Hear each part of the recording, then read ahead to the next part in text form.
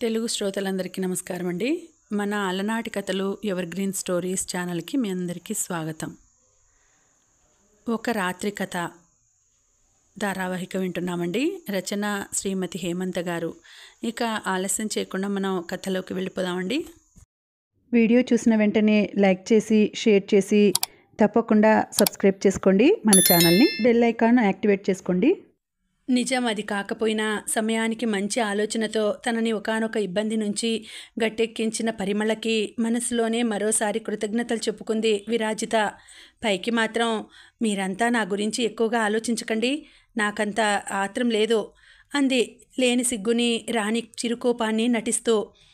ఆమె అభినయం చూసి అదంతా నిజమే అనుకుని మరోసారి పగలబడి నవ్వేశారంతా. ఆ తర్వాత విరాజితకి అల్లపురసం తెచ్చేందుకు అక్కడి నుంచి లేచి అవతలికి వెళ్ళిపోయింది నవనీత. బతుకు జీవుడా అనుకుంటూ గాఢంగా నిట్టూర్చి కళ్ళు మూసుకుని తిరిగి ఆలోచనలో పడిపోయింది విరాజిత. పల్లవపుర జమీందారు కొడుకుతో సహా రావడం కానీ, వారి ముందు పెళ్లిచూపులకి తను కూర్చోవడం కానీ ఇవేవి విరాజితకి ఇష్టం లేదు.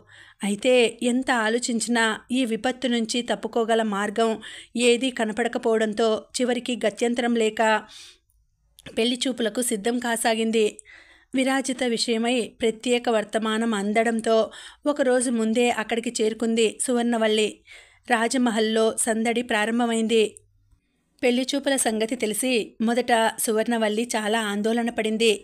ఈ వ్యవహారం పట్ల విరాజిత ఎలా స్పందిస్తుందో ఏమిటోనని. అందుకే ఆతృత పడుతూ ఆఘమేఘాల మీద వచ్చేసింది. తీరా వచ్చాక మహల్లో మనవరాలు ప్రవర్తిస్తున్న తీరు చూసి ముందు ఆశ్చర్యపోయింది. కానీ ఒక్కోసారి వయసు వేడి, యవ్వన చాపల్యం, ఆ సమయంలో తలెత్తే కోరికల సందడి మనుషులని మనసులని అదుపు తప్పించి ఎటు పడితే అటు పరుగులు తీస్తాయి. అదంతా పడుచుదనపు అలజడి అని తెలుసుకోలేక ప్రాయంలోకి అడుగిడిన ప్రతి ఒక్కరూ దాని వెంట పడి పరుగులు తీస్తారు. ప్రేమ అనో, వలపు అనో, ఇష్టమనో ఏదో ఒక పేరు పెట్టి దాన్నే మంత్రంలా మననం చేసుకుంటూ ఉంటారు. విరాజిత కూడా బహుశా అలాగే ఆలోచించి ఉంటుంది. అందువల్లనే భాసురవర్మే తన సర్వస్వంగా భావించి ఉంటుంది. కనుకనే అతడితో రేయి పగలు భేదం లేకుండా గడిపి ఉంటుంది. అయితే మహలకు వచ్చాక తనేమిటో, తన సిరి సంపదలేమిటో అవగతమయ్యాక భాసురవర్మ వంటి సామాన్యుడు తనకి తగడని తెలిసి మనసు మార్చుకుని ఉంటుంది అనుకుంది. అందుకే విరాజిత వినయం, విధేయత, పెళ్లిచూపుల పట్ల ఆసక్తి, సుముఖత అంతా నిజమని గుడ్డిగా నమ్మేసి స్థిమితపడిపోయింది సువర్ణవల్లి. కానీ వయస్సు, అనుభవం అన్నీ ఉన్నా ప్రేమ అనే భావన పట్ల సరైన అవగాహన లేని ఆ పెద్దావిడకి తెలియదు ప్రేమంటే అమృతం మాత్రమే కాదు, హాలాహలం కూడా. ప్రేమంటే వెనకడుగు మాత్రమే కాదు, కొన్ని సందర్భాల్లో తెగింపు కూడా అని. అందుకే తండ్రి పరువు నిలిపేందుకు విరాజిత ఈ పెళ్లిచూపుల తతంగంలో పాల్గొంటోందని, ఇదంతా పూర్తవగానే ఒకానొక మంచి రోజు అనువైన సమయం చూసుకుని రహస్యంగా బయటపడి భాసురవర్మను వెతుక్కుంటూ ఒంటరిగా వెళ్ళిపోవడానికి నిశ్చయించుకున్నదన్న నిజాన్ని కనిపెట్టలేకపోయింది. ఈ సత్యాన్ని కనుక ఆవిడ ఏమాత్రం పసిగట్టి ఉన్నా కథ మరో రకంగా ఉండేది. ఇక్కడ వీరి హడావిడి ఇలా ఉంటే అక్కడ సభామందిరంలోని దృశ్యం మరో రకంగా మారిపోయింది. పల్లవపురం జమీందారు కుటుంబం కోసం ఎదురు సన్నాహపు ఏర్పాట్లలో తల మునుకలుగా ఉన్న దయాకరవర్మ దంపతుల చెవికి రాబోయే జమీందారు మార్గమధ్యం నుంచే పరివారంతో సహా వెనుతిరిగిపోయాడన్న అనూహ్యమైన వర్తమానం చేరింది. దాంతో అంతవరకు ఉత్సాహం, ఉత్తేజాలలో ఓలలాడుతున్న రాజమహల్ కాస్త ఒక్కసారిగా ఆశ్చర్యం, ఆందోళన, అస్థిమితాల్లో కూరుకుపోయింది. దయాకరవర్మ దంపతులైతే భావోద్వేగాలతో, భయోద్వేగాలతో కంపించిపోయారు. శుభమా అంటూ విరాజితకి వివాహ ప్రయత్నాలు తలపెట్టగానే ప్రప్రథమ ప్రయత్నమే ఇలా బెడిసికొట్టడం వాళ్ళకి మింగుడు పడలేదు. త్రిపుర అయితే ఏకంగా శోకాలు ప్రారంభించేసింది. ఇదేం కర్మరా భగవంతుడా, ఇలా జరిగింది. ఈ విషయం నలుగురికి వెల్లడైతే ఇక నా బిడ్డకి పెళ్లి జరుగుతుందా అంటూ విరాజిత వివాహం కోసం, శ్రేయస్సు కోసం కన్నతల్లి కంటే ఎక్కువగా తపన పడుతున్న త్రిపురని చూసి దయాకరవర్మ చెలించిపోయాడు. ఆ వెంటనే భుజగభూషణ వర్మకి ఆదేశాలిచ్చేశాడు. అసలేం జరిగిందో, మార్గం మధ్యం నుంచే వారు ఎందుకు వెనుదిరిగి వెళ్లాల్సి వచ్చిందో అన్నీ వివరంగా తెలుసుకొనిరా అంటూ. దయాకరవర్మ అనుజ్ఞ ఇవ్వడమే ఆలస్యం. కొంతమంది అనుచర గణాన్ని వెంటబెట్టుకుని పల్లవపురం దిశగా పయనమయ్యాడు భుజగభూషణ వర్మ. అలా వెళ్ళినవాడు అపరాహ్నానికే తిరిగి వచ్చేశాడు. వస్తూనే తను తెలుసుకున్న విషయాన్ని దయాకర వర్మ చెవిన వేశాడు. పెళ్లిచూపుల నిమిత్తం తరలి వస్తున్న పల్లవపురం జమీందారు పరివారంతో సహా రాజమహలు దరిదాపుల్లోనికి వచ్చేశాడు.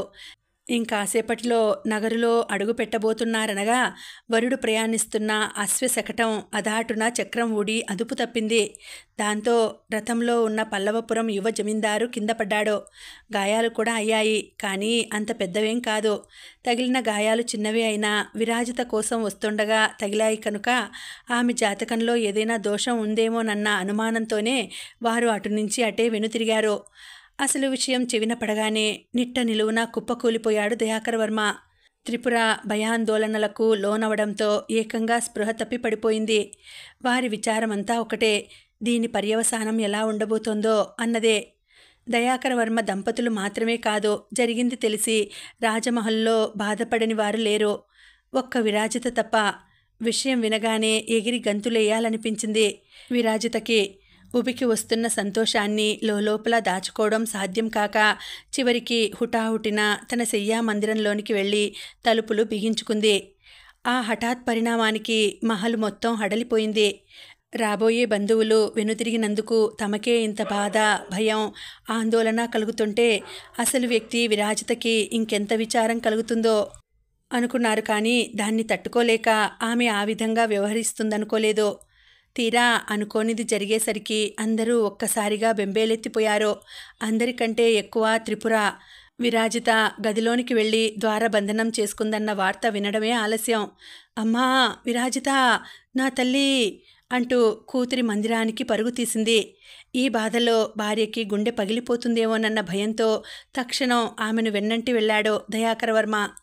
పెద్దలిద్దరూ పరుగు తీసిన మరుక్షణం ప్రధాన అంగరక్షకుడిగా తన కర్తవ్యం గుర్తురావడంతో మెరుపులా ముందుకు కదిలి వారిని అనుసరించాడు భుజగభూషణవర్మ. ఆ వెనుక సువర్ణవల్లి, ఆ పిమ్మట మిగిలిన అనుచర గణం మొత్తం కదిలిపోయింది. అంతా వెళ్లేసరికి గవాక్షాలతో సహా అన్నింటినీ మూసివేసి చీమ దూరే సందు కూడా లేకుండా చేసేసింది విరాజిత. ఇక తను ఎవరికీ కనిపించదన్న నమ్మకం కుదిరాక అప్పుడు మొదలుపెట్టింది ఆనంద తాండవం. ప్రస్తుతం ఆమె దృష్టిలో తన ప్రేమ ఘనమైనది, బలమైనది కనుకనే పల్లవపురం యువ జమీందారు తనని కళ్ళతో కూడా చూసేందుకు రాలేకపోయాడో కనుక తను బాసురవర్మ సొత్తు. అతను తన కోసమే పుట్టాడో, తమ జంటని ఎవరూ విడదీయలేరు అన్న నమ్మకం ఏర్పడింది. అందుకే అంతలా సంతోషిస్తోంది. ఇంతలో ఆమె సంతోషానికి అంతరాయాల్లా వినిపించాయి. దబదబమంటూ తలుపుల మీద పడుతున్న అరచేతి చరుపులు. ఆ వెంటనే, అమ్మా విరాజిత, మా తల్లివి కదూ, వేగిరం తలుపు తీయమ్మా అంటూ వినిపించాయి దుఃఖభారమైన స్వరంతో త్రిపుర అర్థింపులు. విరాజిత, మీ పిన్ని ఆందోళన పడిపోతోంది. నువ్వు తక్షణం తలుపు తెరవకపోతే ఆ భయంతో ఆమె ప్రాణం పోతుందేమో. ఆమె కోసమైనా తలుపు తెరవమ్మా అంటూ వినవచ్చాయి దయాకర వర్మ వేడికోళ్ళు. ఆ వెంటనే, విరాజిత, నీకు ఒక్క గడియ సమయం ఇస్తున్నాను. ఆ లోపల తలుపు తెరిచావా సరి, లేదంటే దాన్ని బద్దలు కొట్టాల్సి ఉంటుంది. వింటున్నావా అంటూ వినిపించాయి భుజగభూషణవర్మ అభ్యర్థనలతో కూడిన హెచ్చరికలు. అన్నింటినీ వింటూ విరక్తిగా నవ్వుకుంది విరాజిత. అబ్బా, ఏం ప్రేమరా దేవుడా వీళ్ళందరికీ నా మీద. అసలే పెళ్లి చూపులు రద్దయ్యి రాబోయే వరుడు వెనుతిరిగి వెళ్ళిపోయిన సంతోషంలో తలమునకలుగా నేనుంటే మధ్యలో వీళ్ళ గోలేమిటి నాకు? పానకంలో అడ్డుపడే పుడకల్లా మనసులోని విసుక్కుంది. ఆమె ఆలోచనల్లో ఉండగానే మరోసారి వినిపించాయి తలుపులపైన బాదుతున్న సవడులు. ఈసారి నవనీతతో సహా పరిచారికలంతా అరిచారు, అమ్మా విరాజిత, తలుపు తీయండమ్మా అంటూ. వింటున్న ఆమెకి నిజంగానే చిరాకొచ్చింది. మీ ఇల్లు బంగారంగానో, జరిగిన దానికి నేను కుమిలి కుమిలి ఏడవట్లేదు, ఉబ్బి తబ్బిబ్బులయ్యి సంతోషిస్తున్నాను. ఆ ఆనందాన్ని కాసేపైనా అనుభవించనీయకుండా మధ్యలో మీ గోలేమిటి నాకు? అసహనంగా అనుకుంది. అలా తర్జన భర్జనలు పడుతున్న సమయంలోనే హఠాత్తుగా స్ఫురించింది, తను నిశ్శబ్దంగా ఉన్నంతసేపు వాళ్ళలా విసిగిస్తూనే ఉంటారు, అంచేత ఏదో ఒకటి మాట్లాడి కాసేపు అందరి గోలా వదిలించుకోవాలి అని. ఆ ఆలోచన రావడమే ఆలస్యం. అప్పుడు నోరు విప్పింది. బాధనంతటినీ గొంతులోకి తెచ్చుకొని ఒక్క కేక పెట్టింది. ఎందుకలా అరుస్తారు? నన్ను కాసేపు ప్రశాంతంగా ఉండనివ్వండి అంటూ. గది బయట ఉన్నవారంతా అదిరిపడ్డారు. ఆ ఒక్క మాటతో అర్థమైపోయింది వాళ్ళకి ఆమె చాలా వేదనగా ఉందని. అది కాదమ్మా, నువ్వలా ఒంటరిగా ఉండడం మంచిది కాదు. తలుపు తీయి ఏడుస్తూనే బ్రతిమలాడింది త్రిపుర. తీస్తే ఏం చేస్తారు? స్వరంలో మరింత బాధని మిళితం చేసి మరీ లోపల నుంచే ప్రశ్నించింది విరాజిత. మేము వస్తాం టక్కున అన్నాడు దయాకరవర్మ. అదే నాకు నచ్చదు. నాకు కాస్త ఏకాంతం కావాలి. గుండె బరువు తీరిపోయేలా తృప్తిగా నేను పొగిలి పొగిలి ఏడవాలి. కాసేపు నన్నిలా ఒంటరిగా వదిలేయండి. మీకు పుణ్యం ఉంటుంది. రాని వెక్కిళ్లను లేని బాధను అభినయిస్తూ వేడుకుంది. నిజానికి ఏ ఆడపిల్ల ఇలాంటి పరాభవాన్ని భరించలేదు కనుక నువ్వు బాధపడడంలో అర్థం ఉంది. కానీ ఆ బాధని ఒంటరిగా అనుభవించడం కాదు, మా అందరితో కలిసి పంచుకుందువు గాని. తలుపు తీయి తల్లి. ఈసారి సువర్ణవల్లి వేడుకుంది. అయితే ఆవిడ వేడుకోళ్లు కూడా విరాజిత దగ్గర పనిచేయలేదు. అసలు మీరంతా నన్నెందుకిలా విసిగిస్తున్నారు? ఏం, ఒంటరిగా వదిలేస్తే నేనేమైనా ప్రాణత్యాగం చేసేస్తానని భయమా? అదే నిజమైతే అలాంటి భయాలు మీకు అక్కర్లేదు. నేనంత పిరికిదాన్ని కాదు. నేను నిజమే చెబుతున్నాను. నాకు కొంచెం ఏకాంతం కావాలి. దయచేసి మీరెవరూ నా ఏకాంతానికి అడ్డు రాకండి. అంతరాయం కలిగించకండి. మీకు పుణ్యం ఉంటుంది. అందరూ ఇక్కడి నుంచి వెళ్ళిపోండి. ఆవేశం ఆవేదన కలగాపులగమైన స్వరంతో విరాజిత అర్థిస్తుంటే బయట ఉన్న వాళ్ళంతా అదే నిజమని నమ్మేశారో, నమ్మి మరింత భయభ్రాంతులయ్యారో. ఎంత భయపడినా విరాజిత తనంత తానుగా ద్వారం తెరిచే వరకు తాము చేయగలిగింది కూడా ఏమీ లేకపోవడంతో నిస్సహాయంగా వెనుతిరిగారు. కాసేపటికి అక్కడంతా నిశ్శబ్దం ఆవరించుకోవడంతో అప్పుడు తెలిసొచ్చిందామెకి. తను చేసిన భావ ప్రకటనకి భయపడి అందరూ తన గది ముందు నుంచి వెళ్ళిపోయారని. తేలిగ్గా నిట్టూర్చి ఉత్సాహంగా పరుగులు తీస్తూ వెళ్ళి శయ్యపైన వాలిపోయింది. జరిగిన దానికి పలుమార్లు దైవానికి కృతజ్ఞతలు తెలుపుకుంది. భగవంతుడా, రాబోయే వరుడికి ప్రమాదం జరిగేలా చేసి పల్లవపురం జమీందారును మార్గమధ్యం నుంచే వెనక్కి తిప్పి పంపించేశావు. నా వలపునకు భాసురవర్మ పట్ల నాకు గల ఇష్టానికి నీ ఆశీస్సులు ఉన్నవనడానికి ఇంతకు మించిన మంచి నిదర్శనం ఇంకేం కావాలి? దేవుడా, నీకు నా కృతజ్ఞతలు అనుకుంటూ భక్తిభావంతో పరవశించిపోయింది. అయితే ఇదంతా భగవన్ నిర్ణయమేనని, అందుకే జరిగిన పరిణామాలన్నీ తనకు అనుకూలంగా ఉన్నాయని మురిసిపోతున్న విరాజితకి ఇదంతా యాదృశ్చికం అనిపించే దైవలీల కాదని, కేవలం తనకి చెడుపు చేసేందుకు తీవ్రంగా ప్రయత్నిస్తున్న మనుషులకు చెందిన కుట్రలోని భాగమని, రేపన్న రోజున తన కోసం భాసురవర్మ వచ్చినా అతడికి కూడా ఇటువంటి గతే పడుతుందని ఆమెకు తెలియదు. తెలిసి ఉంటే పెళ్లి చూపులు జరగలేదు కనుక ఇక తను సురక్షితమేనని, ఇప్పట్లో తాను మహల్ను వీడనక్కర్లేదన్న సత్వర నిర్ణయానికి ఆమె వచ్చి ఉండేది కాదు. ఆ విధంగా ఒకానొక ప్రమాదానికి తనంతట తానుగా అంకురార్పణ చేసుకుని ఉండేది కాదు. కానీ విరాజిత మామూలు మనిషి, మానవ కాంత. అందుకే భవిష్యత్తును చూడలేకపోయింది. లేకపోతే అనూహ్యమైన మలుపు తీసుకోబోతున్న ఆమె జీవితం మరో విధంగా, ఖచ్చితంగా చెప్పాలంటే పూల బాటలా ఉండేది. సంతోషం ఎక్కువైపోవడంతో ఆ రాత్రంతా విరాజిత నిద్రపోలేదు. నిద్రపోకపోయినా మూసిన తన శయ్యాగృహ కవాటాలను మాత్రం తెరవలేదు. ఆహార పానీయాలను అందించడానికి వచ్చిన పరిచారికలను సైతం ఆమె అనుమతించలేదు. తన గదిలో ఉన్న కొద్దిపాటి ఫలాలు, తినుబండారాలు, నీళ్లతో రోజు గడుపుకుంటూ ఆ మరునాడు కూడా శయనగృహ నిర్బంధంలోనే ఉండిపోయింది. ఆమె అలా ఉన్నందున బయట వాళ్ళంతా భయపడ్డా విరాజిత మాత్రం దిగులు పడలేదు సరికదా. ఉత్సాహంగా రంగులు కలిపి తన మనోఫలకంపై ముద్రితమై ఉన్న భాసురవర్మ వర్ణ చిత్రాలను ఒకదాని తర్వాత ఒకటిగా చిత్రిస్తూ ఉండిపోయింది. అలా అతడి చిత్రాలను గీస్తూ వాటికి రంగులద్దుతూ ఆ చిత్రాలనే అతడుగా ఊహించుకుంటూ వాటితోనే తనివి తీరా సంభాషిస్తూ 2 రోజులు గడిపింది. ఈ లోపల సువర్ణవల్లి మరీ మరీ బ్రతిమలాడడంతో గవాక్షం గుండా మంచినీళ్లని, భోజన పళ్ళాలని మాత్రం తీసుకొని వెంటనే దాన్ని మూసేసింది. ఆ సందర్భంగా మాతామహి ఆందోళన చూసి మనసు చలించడంతో ఇక ఆడిన నాటకానికి తెరదించి ఆ మరుసటి దినమే గది నుంచి బయటికి రావాలని నిర్ణయించేసుకుంది. అటు భాసురవర్మ చిత్రాలను కనుల నిండా చూసుకున్న ఆనందం, ఇటు పెళ్లి చూపులు రద్దయిన ఆనందం రెండూ హాయినివ్వడంతో ఆ రాత్రి సంతృప్తిగా సుఖనిద్రలోకి జారిపోయింది విరాజిత. రాత్రి మొదటి యామం గడిచింది. ఇంకొకప్పుడు మరొకప్పుడు అయితే 2వ జాము ప్రారంభంలో కానీ నిద్రకి నోచుకొని ఆమె ఆనాడెందుకో మొదటి జాము సగంలోనే కునుకులోనికి జారిపోయింది. విరాజిత ఒళ్ళెరగనంత గాఢ నిద్రలోకి జారిన 2 గడియల తర్వాత తోటవైపు ఉన్న గవాక్షం నుంచి మెల్లగా ఆమె గదిలోనికి ప్రవేశించిందొక ఆకారం. సాయంత్రం సంధ్య చీకట్లు ముసురుకున్నది లగాయితూ రహస్యంగా మహల్ చుట్టూ తిరుగుతూ పై అంతస్తులలో ఉన్న ప్రతి గవాక్షాన్ని పరీక్షిస్తున్న ఆ ఆకారానికి 2 గడియల క్రితం ఊరగా తెరుచుకొని ఉన్న విరాజిత సేనమందిర గవాక్షం కంటపడింది. సాధారణంగా రోజు నిద్రకి ఉపక్రమించడానికి ముందుగానే దానిని మూసివేసే విరాజిత ఆ రోజు బాసురుడి ధ్యాసలో పడి దానికి గడియ వేయడం మర్చిపోయింది. ఆమె సుఖ నిద్రలోకి జారిన తర్వాత బలంగా వీచిన గాలి వలన కిటికీ రెక్క కొద్దిగా తెరుచుకుంది. అదే ఆ ముసుగు మనిషికి మంచి అవకాశమైంది. అందుకే ఆ ఆకారం తను తెచ్చుకున్న కొక్కెపు మోకు సహాయంతో నిశ్శబ్దంగా పైకి ఎగబాకి విరాజిత గదిలోకి చొరబడగలిగింది. నెమ్మదిగా లోనికి చేరిన ఆ ఆకారం ఒక్కో అడుగుని ఎత్తెత్తి వేస్తూ మందిరంలో ముందుకు సాగడం ఆరంభించింది. ఇంకొక 10 అంగల్లో మందిర అంతర్భాగానికి చేరుకోబోతుందనగా అప్పుడు ఆ ఆకారాన్ని ఆకర్షించింది పక్కనే కొయ్య చట్రంలో బిగించిన పట్టు వస్త్రం మీద ఉన్న వర్ణచిత్రం. దానిని చూస్తూనే ఒక్క క్షణం కొయ్యబారిపోయిందా ఆకారం. ఎందుకైనా మంచిదని చట్రానికి మరికొంచెం దగ్గరగా వెళ్ళి పక్కనే నిలువెత్తు దీపపు సమ్మెలోని వత్తిని కొంచెం ఎగదోసి ఆ కాంతిని పెంచి ఆ చిత్రపటాన్ని పరిశీలనగా చూసింది. చిత్రానికి అద్దిన రంగుల తడి ఇంకా ఆరకపోవడం వల్ల పచ్చి పచ్చిగా మెరుస్తోందది. ఆ పక్కనే పడి ఉన్నాయి అంతకుముందు చిత్రించిన మరికొన్ని చిత్రాలు. వాటిని చూస్తూనే నిశ్చేష్టమైందా ఆకారం. అది కేవలం ఒక్క లిప్త కాలం. ఆ మరుక్షణమే ఆ భవనలోంచి తేరుకుంది.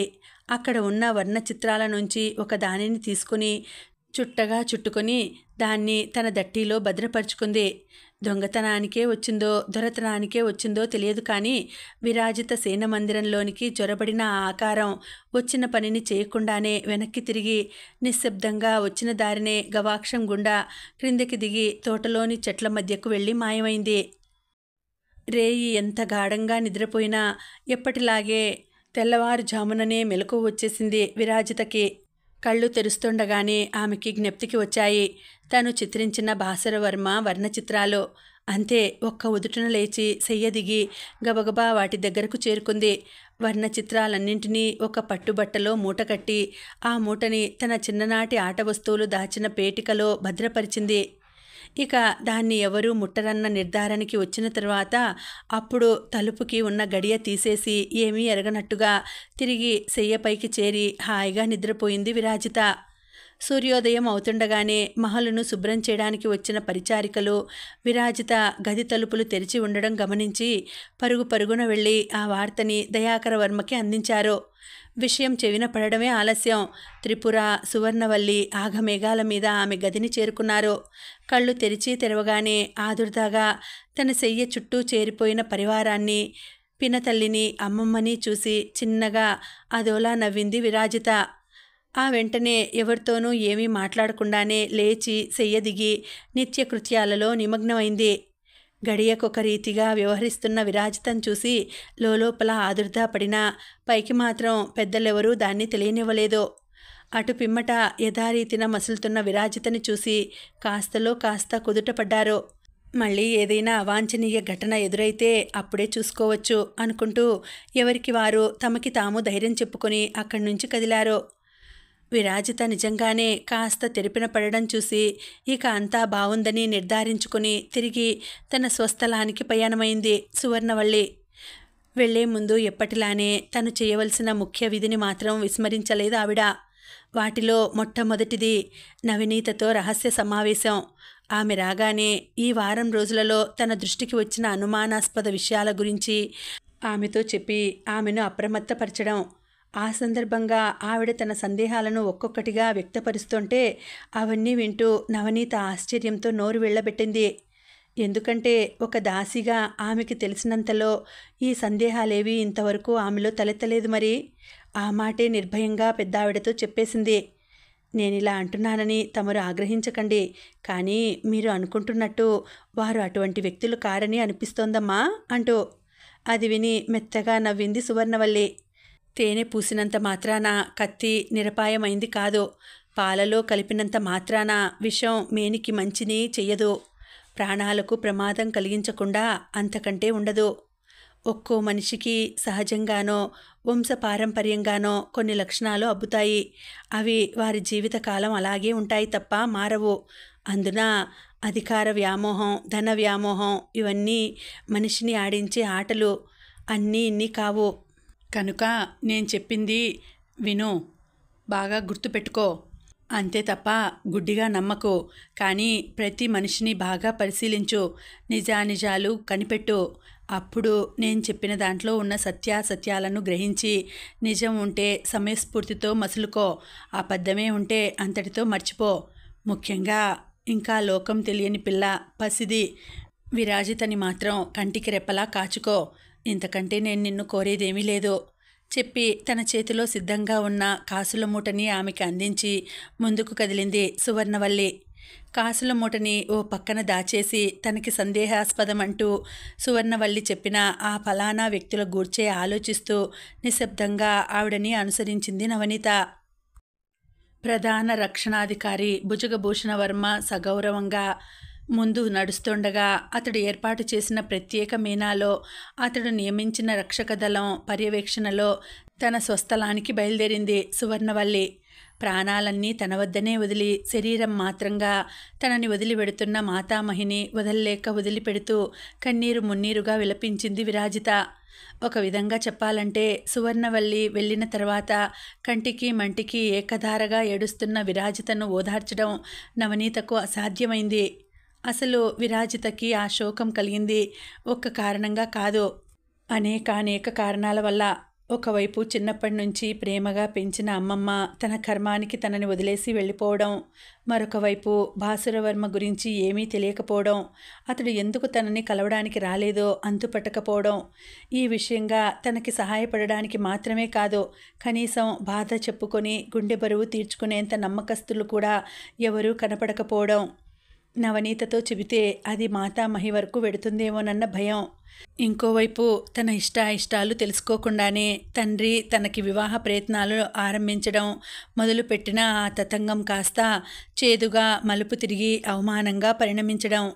ఇలా ఒకటి కాదు, రెండు కాదు, సమస్యలన్నీ ఒకదానితో కలిసి మరొకటి చుట్టుకొని వచ్చి మీద పడినట్టుగా అనిపిస్తుంటే తట్టుకోలేకనే అంతలా ఏడ్చేసింది. ఏడ్చి ఎప్పటికో గానీ తెప్పరిల్లలేకపోయింది. కాస్త తేరుకున్నాక ఎందుకో మహల్లో ఉండబుద్ధి కాలేదు. అలా అని అక్కడి నుంచి ఎక్కడికని పోవాలో అంతుపట్టలేదు. అయోమయంగానే గవాక్షం చెంతకు నడిచింది. కిటికీ గుండా వెలుపలికి చూసింది. తెల్ల మబ్బులేవి తన కోసం రాకపోవడంతో అవమాన భారంతో రంగు మార్చుకున్న ముఖంలా నల్లగా కనిపిస్తోంది నీలాకాశం. నిర్మలమైన నింగిలో ఒక్కొక్కటిగా ప్రత్యక్షమవుతున్నాయి చుక్కలు. తారల కోసమే తన ఆత్రమంతా అన్నట్టుగా అప్పుడే పైకి ఎగబాకుతున్నాడు జాబిలి. కాసేపట్లో వెల్లువెత్తబోతున్న వెన్నెలలో తనివి తీరా తడవడం కోసమన్నట్టుగా మెల్లమెల్లగా రేకు విప్పుతున్నాయి పారిజాత పూలు. కనుల ముందు కనపడుతున్న దృశ్యాలన్నీ హృదయంగా ఉండడంతో సహజంగానే విరాజిత మనసు వివశమైంది. అక్కడి నుంచే అంత బాగుంటే ఉద్యానంలో ఇంకెంత బాగుంటుందో అనిపించింది. ఆ తలుపు రావడమే ఆలస్యం. గిర్రున వెనుతిరిగి మందిరం నుంచి బయటకు దారి తీసింది. తన కదలికలను గమనించి వెంట రాబోతున్న పరిచారికలను నవనీతతో సహా ఒక్క చేసైగతో వారించి ఒంటరిగానే ముందుకు కదిలింది. చరచరా ఉద్యానవనం వైపు కదులుతున్న ఆమెను గమనించడానికి కానీ ఆపడానికి కానీ అక్కడ ఎవరూ లేరు. భుజగభూషణవర్మ సువర్ణవల్లి వెంట వెళ్ళిన కారణంగా రక్షణ దళంలోని సాధారణ సైనికులంతా పై అధికారుల కళ్ళుగప్పి మహలులో తలో మూలకి చేరి కబుర్లలో కాలక్షేపంలో నిమగ్నమయ్యారు. తామేం చేసినా గమనించి మందలించేవారు అక్కడ ఎవరూ లేకపోవడంతో వారికి ఆడింది ఆట, పాడింది పాటగా మారింది. ఉద్యానవన ప్రధాన ద్వారం వద్ద కాపు కాస్తున్న ఆ మిగిలిన ఒక ఇద్దరిని భయపెట్టి అదుపు చేయడం విరాజితకి పెద్ద కష్టం కాలేదు. కనుకనే రేయి వెన్నెల ముదిరే వేళకి ఆమె తోటలోనికి అడుగుపెట్టి నిర్భయంగా నిశ్చింతగా అంతా కలియ తిరగగలిగింది. అలా తిరుగుతూ ఉన్నప్పుడే ఆమెని అమితంగా ఆకట్టుకుంది సంపెంగ పూల పొద. విస్తారంగా పెరిగి కొమ్మలు రెమ్మలుగా ఎదిగి నిండా పూలతో అద్భుతమైన పరిమళాలు వెదజల్లుతూ రా రా రమ్మని పిలుస్తున్నట్టుగా ఉన్న ఆ పూపొదని దాటి ఎందుకో గాని ఒక్క అడుగు కూడా ముందుకు వేయలేకపోయిందామె. అదే సమయంలో ఆమెకి అమ్మమ్మగారి ఇంట తోటలో ఉన్న తీగ సంపెంగ పూల పొద గుర్తొచ్చింది. ఆ పొద మాటను చేరి తను భాసురవర్మ కోసం నిరీక్షించడం గుర్తొచ్చింది. ఆ నిరీక్షణ క్షణాలను అంతం చేస్తూ అతడు రావడం, వస్తూనే దోసెల నిండా నింపుకొన్న సంపంగి పూలతో తనను ఆపాద మస్తకము అభిషేకించడం, ఆ పూలవానలో తడుస్తూ తను పరవశించిపోవడం, తన పరవశంలో ఉండగానే చేయి పట్టి లాగి ఒడుపుగా చుట్టి అతడు తనని సందిట్లో బంధించడం, ఆ బిగి కౌగిలిలో తను లోకాన్నే మర్చిపోవడం అన్నీ ఒక్కొక్కటిగా గుర్తొస్తుంటే ఆ ఆనందార్ణవంలో విహరిస్తూ బాహ్య స్మృతిని మరిచి ఆ పొద దగ్గర అలాగే నిలబడిపోయింది విరాజిత. రోజులాగానే యథావిధిగా తన రాత్రి కర్తవ్యాన్ని నిర్వర్తించడానికి ఆయత్తమవుతున్నాడు జాబిల్లి. మనసు పడిన మనిషిని చాలా కాలం తర్వాత చూసుకున్న వారి కంటి మెరుపులా నింగిలో వింతగా మెరుస్తున్నాయి తారలు. ఇష్టపడిన వారి సాంగత్యం కోసం వెర్రెత్తిపోతున్నట్టుగా ఒకదాని వెంట ఒకటి బారులు తీరి పరుగులు పెడుతున్నాయి నీలాకాశంలోని తెల్ల మబ్బులు. ఆ సమయంలో ప్రకృతి సోయగాలను చూసి హాయిగా సేదదీరడానికి మారుగా ఆందోళనగా అటూ ఇటూ పచార్లు చేస్తోంది వజ్రాక్షి. చంద్రుడు పైకి ఎగబాకుతున్న కొద్దీ ఆమెకి ముచ్చెమటలు పడుతున్నాయి. ఆదుర్ద పెరిగిన కొద్దీ గుండె గాలివాన నాటి సంద్రంలా గుద్దుకుపోతోంది. ఆ ధ్వని ఆమె చెవులకి స్పష్టంగా, ఇంకా చెప్పాలంటే చాలా భయంకరంగా వినిపిస్తోంది. ఆమె భయానికి కారణం భుజగభూషణ వర్మ. ఆ రోజునగా వెళ్ళినవాడు మళ్ళీ ఇంతవరకు గడప తొక్కలేదు, ముఖం చూపలేదు. అతగాడిని సౌదామిని ఏ ముహూర్తాన చూసిందో కానీ భుజగభూషణ వర్మ వెళ్ళింది లగాయితూ అతడి వియోగంతో విలవిల్లాడుతూ వేగిపోతుంది. నిద్రాహారాలు లేవు, అలంకారాలు లేవు. మదన తాపంతో దహించుకుపోతూ అనుక్షణం అతన్నే స్మరిస్తున్న సౌదామిని ఆఖరికి వేళకి స్నానం చేయడం, తల దువ్వి పూలు ముడవడం ఇలాంటివి కూడా మానేసింది. మొదట్లో అతడి కోసం దిగులు పడుతున్న కూతుర్ని చూసి ఇదంతా సర్వసాధారణమే అనుకున్న వజ్రాక్షి రాన్రాను నానాటికి తీసికట్టు అన్నట్టుగా తయారవుతున్న సౌదామిని చూసి కలవరపడిపోయింది. ఒకవైపు కూతురికి ఏదో ఒకటి చెప్పి మభ్యపెడుతూనే మరోవైపు ఆమె మనస్సు అతడి పైనుంచి మరల్చడానికి శతవిధాలా ప్రయత్నించింది వజ్రాక్షి. కానీ వజ్రాక్షి చేసిన ఏ ప్రయత్నమూ ఫలించలేదు.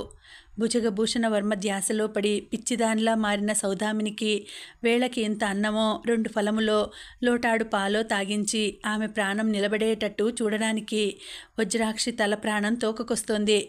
ఇంత జరిగాక ఆమె ఇక ధైర్యంగా ఉండలేకపోయింది. ఇదంతా సాధారణమేనని సరిపెట్టుకోలేకపోయింది. అందుకే తక్షణ చర్యలు చేపట్టింది. పనివాళ్లనందరినీ పిలిచి భుజగభూషణ వర్మ ఎవరో ఏమిటో, ఎక్కడి నుండి వచ్చాడో, ఎవరి కొరకు వచ్చాడో, ఎక్కడ ఉంటున్నాడో తదితర వివరాలన్నీ తెలుసుకుని రమ్మని నగరం నలుదిశలకు పరుగులు పెట్టించింది.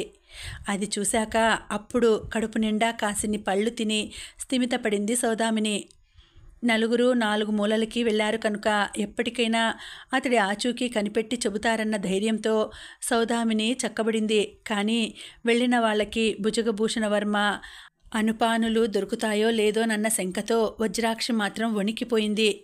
ఆమె సందేహం అంతా ఒక్కటే, తను పంపిన మనుషుల కంట అతగాడు అసలు పడతాడో పడడో, ఒకవేళ అతడు కనిపించినా సౌదామిని కోసం రావడానికి సుముఖత చూపుతాడో చూపడో. తక్షణం అతన్ని తెచ్చి ఎదుట నిలిపితే తప్ప సౌదామిని తెప్పరిల్లేలా లేదు. ఇప్పుడు సౌదామిని ప్రాణం నిలవడమనేది భుజగభూషణుడి రాక మీదనే ఆధారపడి ఉంటుంది.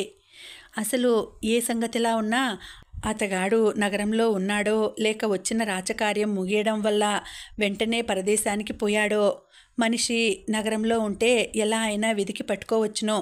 అలా కాక ఏ దూర ప్రాంతానికో వెళితే ఏమిటి కర్తవ్యం? ఇదిగో ఈ చివరి సందేహమే ఆమెని భయంకర పిశాచిలా పట్టి పీడిస్తోంది. అందుకే కర్తవ్యం పాలుపోక పిచ్చెత్తినట్టుగా పచార్లు చేస్తోంది. ఇంతలో ఆమెను ఆ భయం నుంచి బయటకి తేవడానికే అన్నట్టుగా వజ్రాక్షి ముందు ప్రత్యక్షమయ్యారు. ఉదయం అనగా భుజగభూషణుడిని వెతుకుతూ వెళ్ళిన మనుషులు. వాళ్ళని చూడగానే పోయిన ప్రాణం లేచి వచ్చినట్టుగా అయిందామెకి. వచ్చిన మనుషులను చూస్తూనే చప్పున ముందుకు వచ్చింది. ఏమిటి, వెళ్ళిన పని ఏమైంది? అతగాడి వివరాలు ఏమైనా తెలిసాయా? ఆతృతగా అడిగింది. తెలియడం అంటే అతడు మొదట ఊరి చివర సత్రంలో బస చేశాడు. అక్కడి నుంచి ఆ మరునాడే మన మందిరానికి వచ్చాడు. అది లగాయితూ ఇక్కడే మకాన్ చేశాడు. కానీ చివరి రోజు అతడికి రాజమహల్ నుంచి ఒక వర్తమానం అందింది. ఎవరు పంపారో తెలియదు, ఎందుకు పంపారో తెలియదు, కానీ భుజగభూషణ వర్మని ఉన్న ఫలంగా రమ్మని కబురు పంపారు. వార్తను అందుకొని అతడు అక్కడికే వెళ్ళాడు. ఇంతవరకు తెలిసాయమ్మగారు వినయంగా చెప్పాడు వారిలో ఒకడు. అతడి గురించి మరిన్ని వివరాలు తెలియాలంటే మేం మహల్ దగ్గరకు వెళ్లాల్సి ఉంటుందమ్మగారు. ప్రస్తుతం భుజగభూషణుడు మహల్లో లేడు కనుక ఆ పనిని రేపు ఉదయమే చేద్దామని వెనుతిరిగి వచ్చేశాం చెప్పాడు వారిలో మరొకడు. మహలులో లేడు అంటే? బ్రుకుటి ముడేసి అడిగింది. ఏదో అత్యవసర కార్యంపై పొరుగురు వెళ్ళాడని, ఈ రాత్రికి తిరిగి రావచ్చునని తెలిసింది వేరొకరు వివరించారు. అంతా విని గాఢంగా నిశ్వసించింది వజ్రాక్షి. అది సంతోషమో లేక నిరాశో తెలియదు, కానీ మొత్తానికి ఎంతో కొంత సమాచారం లభించినందుకు కాస్తలో కాస్త ఊపిరి అందినట్టు అనిపించింది. సరే, మిగతా విషయాలు రేపు చూద్దాం, మీరిక వెళ్ళండి చెప్పేసి వాళ్లను పంపించేసింది. ఆ వెంటనే మరలా పచార్లు ప్రారంభించింది. అలా తిరుగుతున్నప్పుడే ఆమె మస్తిష్కంలో తటిల్లతల తలుక్కుమందో అద్భుతమైన ఆలోచన. ఇంతకీ ఏమిటా ఆలోచన? అది సౌదామినికి సంతోషం కలిగించేదేనా? అసలు భుజగభూషణుడికి మళ్ళీ ఇటువైపు వచ్చే ఉద్దేశం ఉందా? లేదా ఉద్యానవనంలో రాత్రి విహారానికి వెళ్ళిన విరాజిత పరిస్థితి ఏమిటి? ఆ సమయంలో అక్కడుండడం, అది ఒంటరిగా, ఆమెకి క్షేమమేనా లేక ఏదైనా అపాయమా? అదే నిజమైతే విరాజిత కోసం పొంచి చూస్తున్న ఆ ప్రమాదం ఏమిటి? ఇవన్నీ తెలియాలంటే తర్వాతి భాగం వరకు వెయిట్ చేయాల్సిందేనండి. కథ కొనసాగుతుంది. మళ్ళీ వచ్చే వీడియోలో తర్వాతి భాగం వినేద్దామండి. అంతవరకు సెలవు. నమస్తే.